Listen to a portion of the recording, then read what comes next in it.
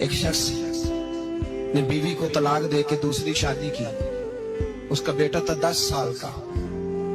उसने अपने बेटे से कहा कि बेटे बता, पुरानी अम्मा सही थी या ये सही है? उसने कहा नहीं अब्बा, वो तो झूठ बड़े बोलती थी, ये सही है। उसने कहा वो कैसे? कहने लगा इसलिए कि मैं कोई शरारत करता था तो मेरी सगी अम्मा मुझे थप्पड़ मारती थी और कहती थी तुझे रोटी नहीं देनी, जा दौड़ जा घर से।